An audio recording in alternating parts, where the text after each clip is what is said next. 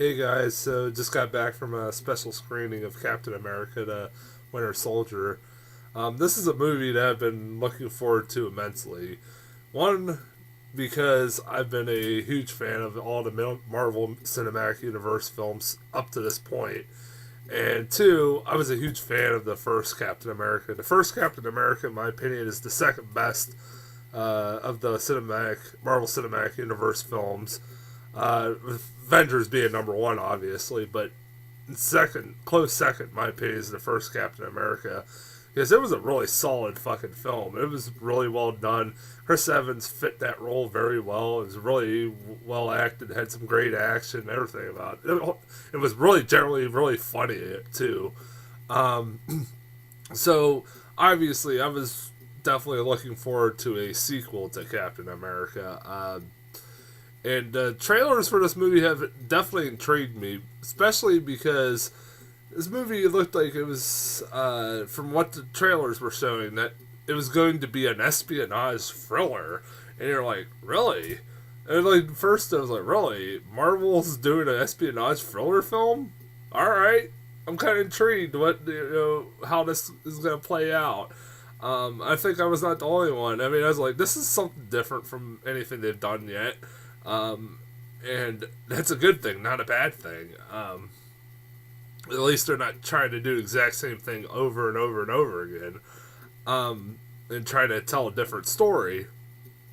And like I said, the trailers intrigued me. This movie also is getting really, really good reviews. I think some of the best that any of the movies have gotten so far. And, you know what? Now that I've seen it, this movie is not only better than the first one, and this is coming from somebody that loves the first one, it's better than the first one, but also, in my opinion, might be the best Marvel movie yet. I'm not joking. This movie is fucking great. This is definitely the best film of the year so far I've seen. It definitely beat out Noah in an instant after watching this movie. It's like, yep, new favorite film of the year, definitely. This movie is so good. I highly, highly recommend it. This movie is one of the things I love about this movie, and I'm not, and I'll get into a bit more later on, but one of the things I love about this movie is that while it's a standalone Captain America movie, this movie is going to have the events of this movie are going to have a great effect on everything moving forward for the Marvel Cinematic Universe, and even stuff like Agents of S.H.I.E.L.D., that TV show that's on ABC, is going to be feeling the effects of this movie. It's one of those movies that isn't like just a tentpole kind of movie that just is there to whet your appetite for the Avengers. It is a movie, and it feels like a movie that is going to have great effects on what happens in future movies from this point forward. Definitely. The acting in this movie is great. I love the acting in this movie. This movie, Chris Evans, in my opinion, is great as Captain America, and he is definitely one of those guys that I generally liked even before Captain America, and he's really great in this. Scarlett Johansson's great in this movie too. The interactions between between her and Chris Evans is great. I like the interactions. I guess they kind of hint that there's going to be a love story between the two of them, but they don't really go much into it because it's, there's a lot more important shit going on. They don't put a lot of focus on it. It's just hinted at, but the interactions between the two of them are pretty damn solid. I liked both of them in this movie. I definitely liked the chemistry also between Chris Evans and Anthony Mackie. And Anthony Mackie was a nice inclusion or addition to the Marvel Cinematic Universe's Falcon, or whoever, I forgot what his real name was, but He plays Falcon from the comics, and he's definitely really good in this movie. I like the interactions between him and Chris Evans. They really had good comedic chemistry together. Also, like you get Samuel L. Jackson in this movie, and he has some really cool moments to shine. You get to see Samuel L. Jackson kicking some ass, and that's always awesome for me. I love Samuel L. Jackson. I know I have a friend that hates Samuel L. Jackson, but I love the guy. You get what you get with Samuel L. Jackson. In this movie, he's having a lot of fun, and you get to see him, like I said, kicking ass, and yeah. This is the most you see of Nick Fury in the Marvel films, other than the Avengers. Who else? Robert Redford's freaking great. Another great addition to this film. That definitely is. He brings some great. He's a great actor to bring some. What's the word I'm looking for here? Bring some more credibility to the series when you get somebody like fucking Robert Redford in one of your films. And Robert Redford's great in this movie. He's really great. What else? I think I'm forgetting somebody else. Oh, you get like cameos here and there from everybody. You get cameos from the original film. You get Toby Jones voices. You have Toby Jones make a cameo. You have Haley Atwell, who's Peggy Carter, Miss Agent Carter, in the first one, makes a cameo in archival footage that is shown at like at a history museum, and when she's talking about Captain America, and also you also do get a kind of closure moment with Captain America and Agent Carter, who is now like elderly and has Alzheimer's, and it's a really touching scene. I don't know. I have to look it up. I didn't bother to look it up, but I don't know whether they put Haley Atwell in makeup or not, or they had an older lady play Agent Carter. I'm pretty sure that was an older lady, not Haley Atwell. If it was Haley Atwell, that's some of the best fucking old people makeup I've ever fucking seen. So I highly doubt it. I highly doubt it was her. But it almost kind of sounded like her, so I didn't know for sure. I was trying to read like a quick casting on Wikipedia to see who was all in it. I don't think I saw her. Any other person playing Agent Carter, so maybe it was her. I don't know. That'd be fucking incredible. That makeup in that was probably excellent. But yeah, you get cameos. That's one of the things I like about this movie. Also, is that while it is a different story from the first one, it does tie in very well to the first movie. A lot of the events that took place in the first movie have effects to the events that happened in this movie. You don't know that from the trailers, but it definitely does. A lot of the stuff that happened in the first movie comes back in play in this movie too, which is pretty cool. I like that. This movie also is really fucking unpredictable. Really unpredictable.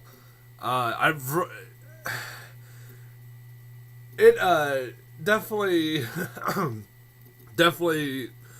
there was a feeling of danger throughout the whole fucking film, which was something really awesome about this movie, is that you didn't know whether half the main characters would live or not. I mean, I knew probably going in that Captain America was going to live one way or another, because they're going to make a sequel, and he's also going to be in the new Avengers. But there was a real big sense of danger throughout this whole movie, and that's something that's usually missing in a lot of these Marvel movies. And it definitely felt that way after. I'm not going to say what happens, but there is a major death major fucking death that happens 20 minutes into the movie, but then that person ends up finding out that that person is still alive. You think he's dead throughout almost throughout like the majority of the movie, but then you find out like towards the end of the movie they are actually still alive. That is one thing I'll talk about in a minute. But when that death happened, supposed death happened, it definitely like you're like, oh, it was one of those things that felt like, wow, anything can fucking happen in this series now, this movie now, and this fucking death happened. Like you just like you felt the impact of it, and it definitely kept me intrigued of like where the fuck this film was going. And there's a lot. It's a very complex film. There's a lot going on in this movie that, then just it's not a very simple plot. It's also one of the things I like about this movie is that it is, while it's, a espionage thriller in some ways, it also is a movie that has a political message to it, and the fact that in the plot, S.H.I.E.L.D. wants to send these helicarriers up in the air to basically put a target on or kill any potential targets before they ever do anything. Like any potential terrorist before they ever really attack the USA or anything like that.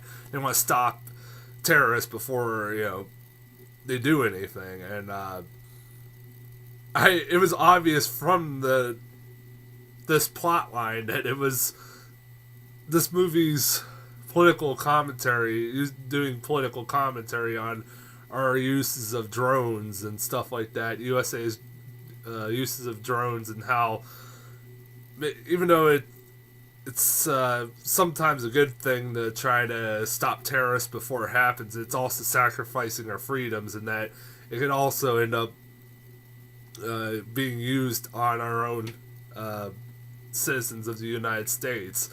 It is kind of a weird commentary. I like that. I didn't know that. I didn't expect that going in, that it was going to be like a commentary on drone strikes and shit like that. But it has a pretty good message to it too. It doesn't try to force feed it to you either.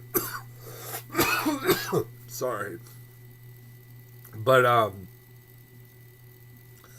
one thing, if I were to complain, I thought about this after I got out of the theater, is that, and this is something I have a problem with other Marvel movies, and this movie has the same problems I have with some other Marvel movies, and that is two things. One, that really, other than Loki, the Marvel movies haven't had a really memorable villain, other than, like I said, Loki.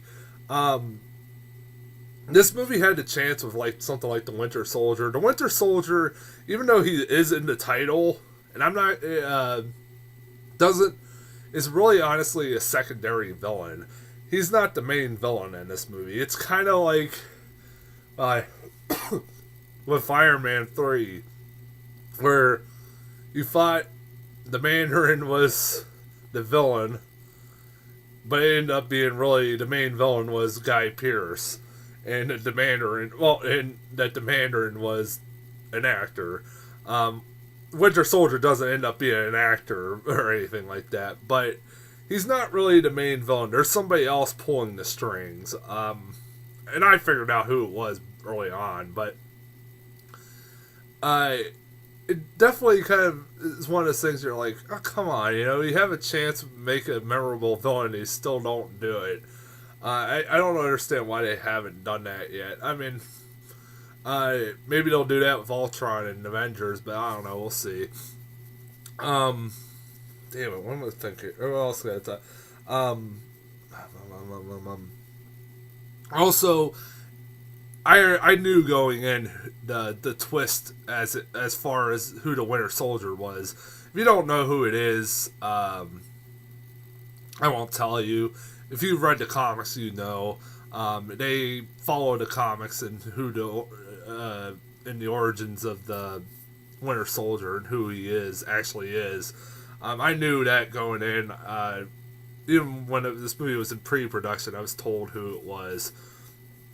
So it was not a shock to me whatsoever. Also, my second complaint, something I don't think have talked about that much when talking about these Marvel movies, and that is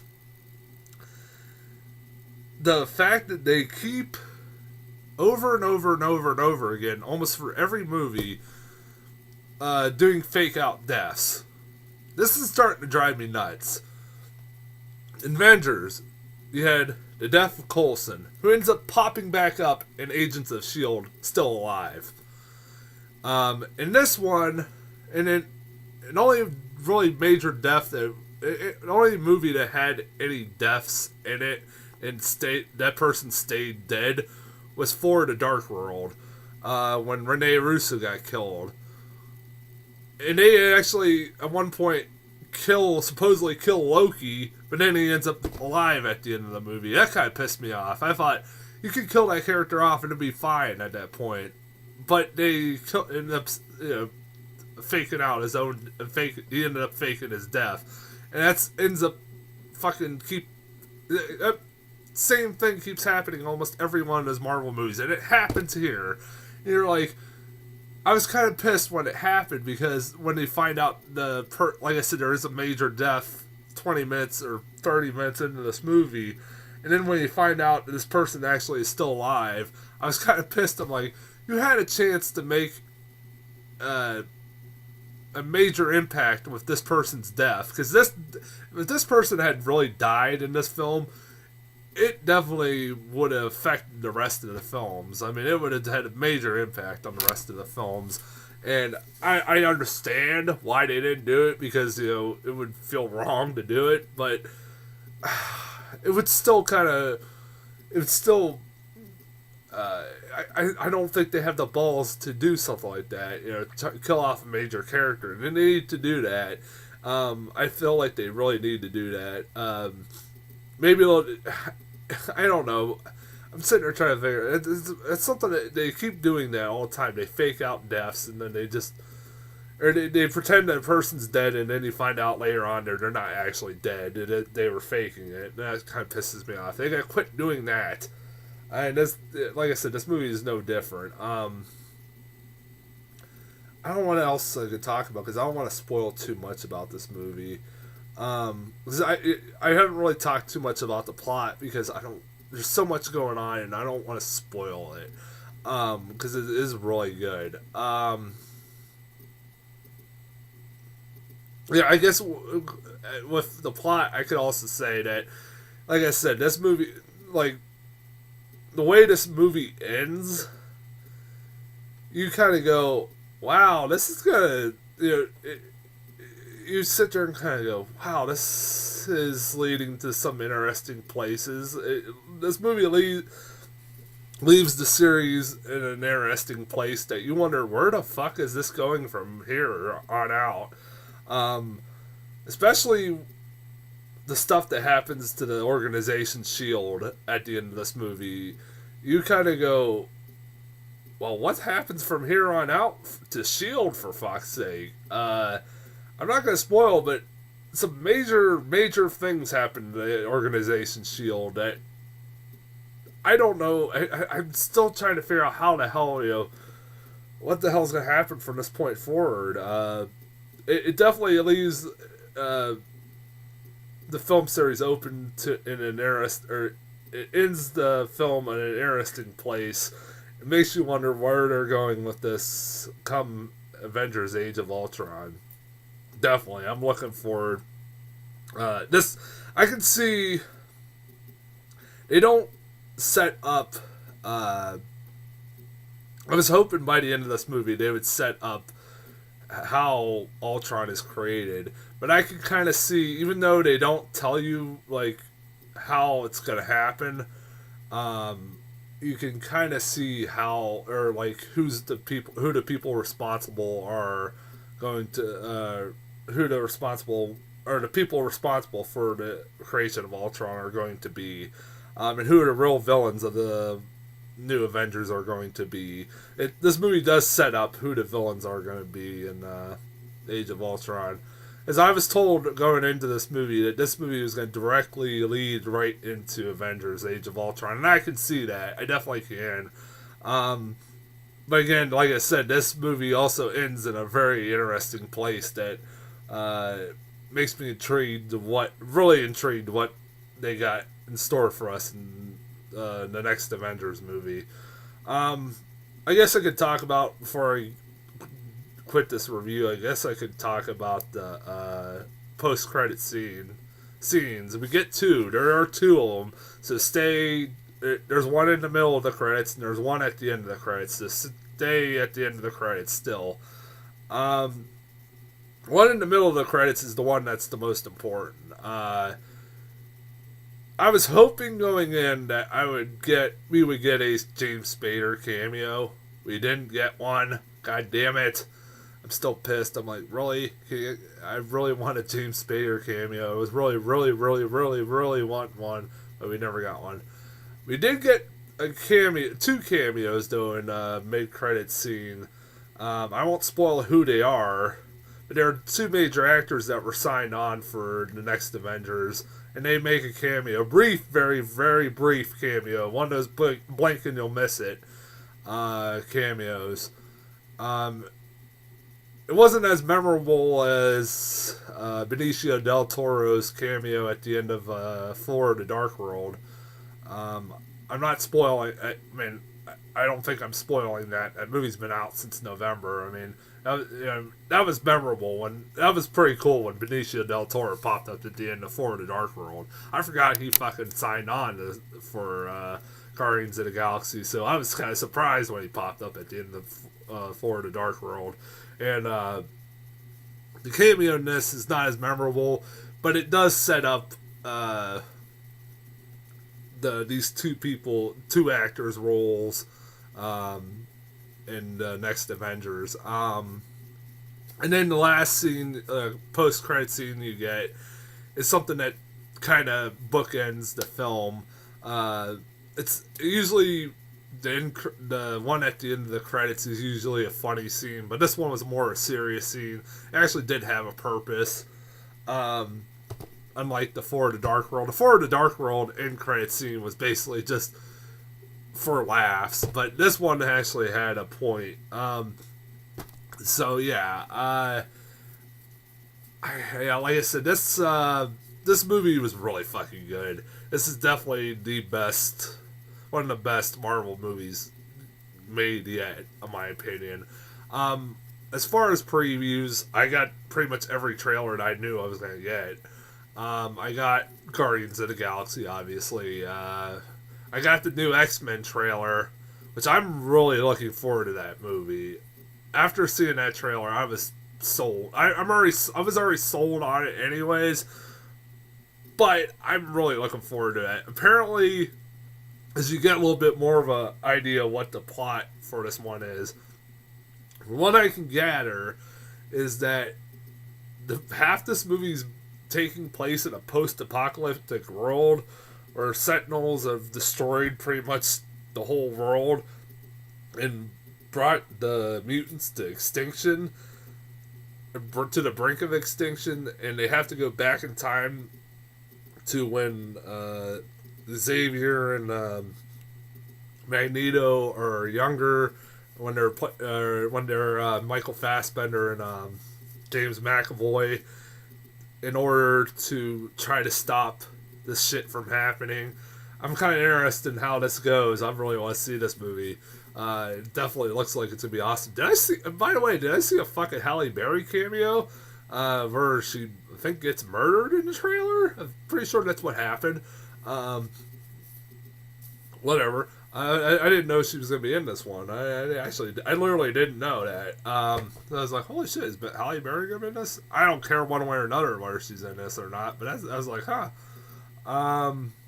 Also, I got the new Amazing Spider-Man 2 trailer, which that trailer sold me more than any of the other trailers. I liked that trailer a lot. It was more action-packed. It seemed like gave you a little bit more about the story of the movie, and I'm still worried that there's maybe way too many fucking villains going on in that film, but I hope it's good. I still hope it's gonna be good. With the people you got in it, it's gotta be good. Also, what the hell did I get? I got that.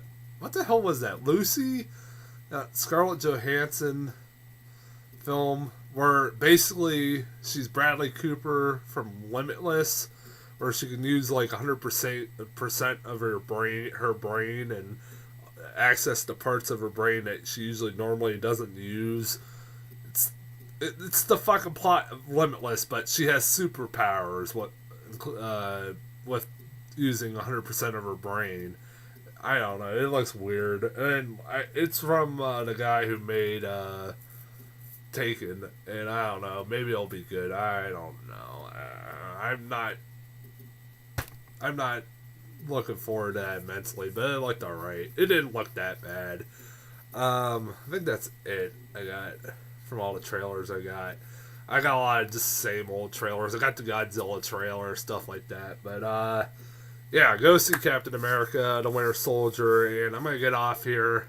I got to go to work at 10 a.m. I'll be back next week with... I don't know what I'm going to be back with next week, so... there you go. I don't know what I'm going to be back with next week. Maybe Rio 2, maybe... What was that other one that's coming up?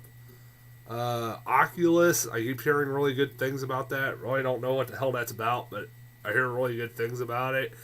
Maybe one of those two. I don't know. Until then, I'll see you guys next week.